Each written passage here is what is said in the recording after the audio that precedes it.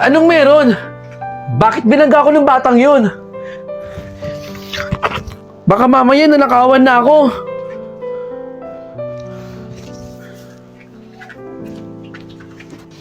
Ayan po lahat.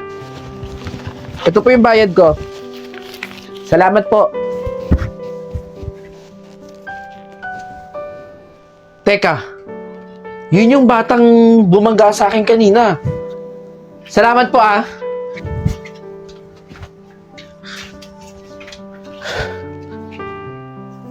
Nasaan na yung bata? Sigurado naman ako matutuwa dito yung re-regaluhan ko eh. Okay na to.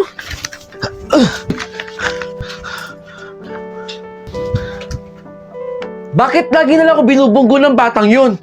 Dito pa sa lugar na to. Humanda talaga sa akin yung batang yan. Siguro magdanakaw yun eh. Makaalis na nga. Tignan ko na lang talaga kung may bumangga pa sa akin dito. Ate! Tumabi ka! Bata!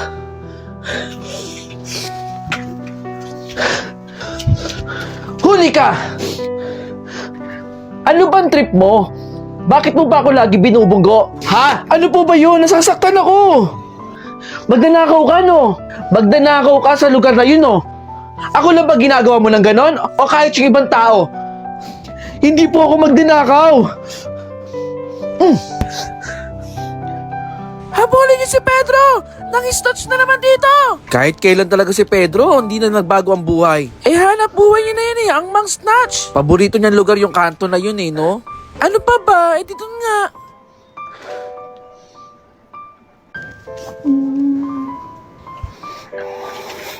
Hoy, pare! Huwag mo nang istatsin yung babaeng yun. Magbagong buhay naman kayo. Wala kaming pera. Kailangan namin ng pera. Palibasa kasi, may magulang ka na sumusuporta sa'yo. Huwag mo kami pinipigilan dito. Ganito na ang trabaho namin. Subukan mo lang.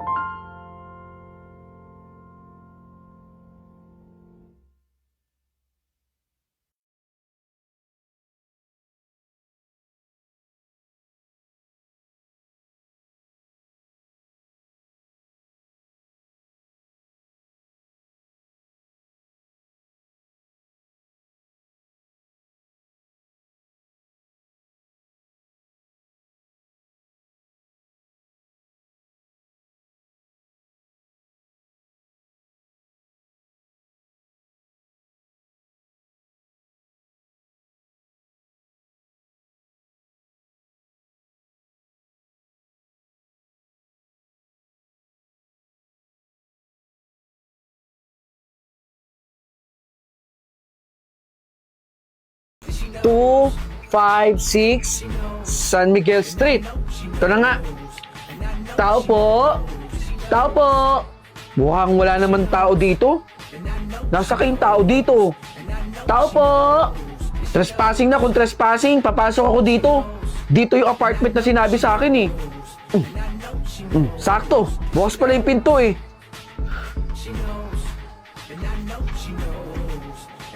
Sino ka? Hoy! Akala ko walang tao dito. Kanina pa ako kumakatok dun sa labas. Ikaw ba si Clarence? Oo, ako si Clarence. Ako si Judel. Ako yung makakasama mo dito sa apartment. Tama. Ikaw nga yung binilin dito. Judel nga yung pangalan nun. Dito ako pinadala kaya pumasok na ako. Tama naman yung address dito eh. Tsaka bakit hindi ka sumasagot kanina? May ginawa lang kasi ako eh. Saan dito yung mga kwarto? Sige, tara. Papasyal kita din sa mga kwarto.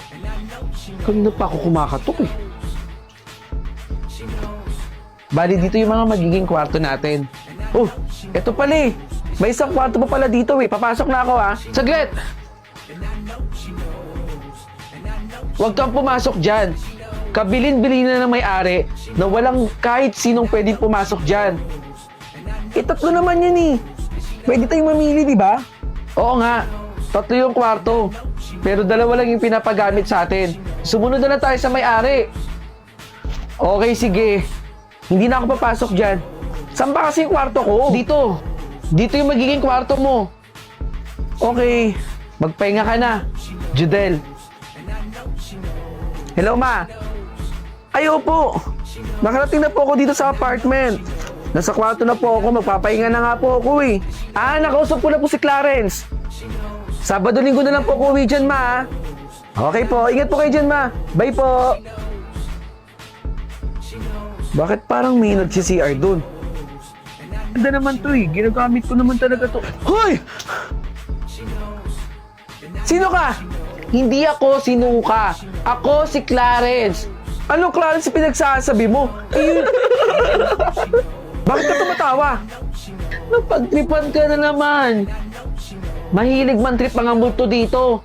Naalala mo, kinuwento yung sa'yo yung kwarto na hindi mo pwedeng pasukin. Kasi doon nagpakamatay yung multo. Kaya bawal ka pumasok doon. Mahilig talaga man trip yun ng mga bago dito. Kaya nga walang tumatagal eh. Ako lang. Tara na nga. Doon tayo sa kwarto mo. Ay, naku po. Kanina pa kita inaantay, Judel. Saan kaya dito yun? Oh! De La Cruz! De Guzman? Hanggang sa paghahanap ng trabaho, sinusundan mo pa rin ako? De La Cruz! Baka naman nakakalimutan mo. Rank number 2 ka lang sa klase natin. At ako pa din ang nangunguna. Tignan na lang natin kung hanggang saan ang kaya mo sa interview. At alam ko namang ako ang matatanggap dito. Dahil sa ating dalawa, ako lang ang magaling. Kung ako sa'yo, De La Cruz, umuwi ka na. Alam kong hindi mo kakayanin dito. Makalis na nga.